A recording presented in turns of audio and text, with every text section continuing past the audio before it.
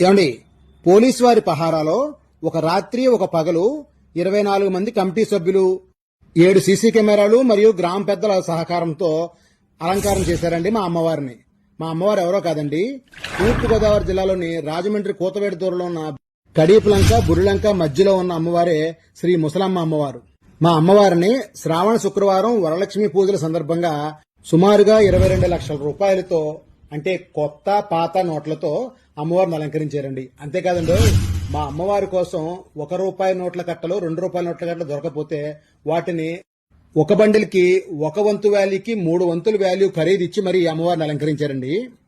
అమ్మవారి అలంకారానికి గ్రామస్తుల సహకారం, ముఖ్యంగా కమిటీ వాళ్ల సహనం మెచ్చుకోదగ్గదేనండోయ్. మా అమ్మవారిని ప్రతి పండక్కి ఒక్కోలా అలంకరించడం ఇక్కడ ఆనవాయితీగా వస్తుంది. అమ్మవారి అలంకారం అయితే సుమారుగా 3 రోజుల పాటు భక్తుల సందర్శనార్థం ఉంచుతారండి. అవకాశం ఉన్నవారు దర్శనం చేసుకోండి. అవకాశం లేని వారు మన వీడియో చూసిన వారు వేరే వాళ్ళకి షేర్ చేసి ఆ దర్శన భాగ్యం కల్పించండి.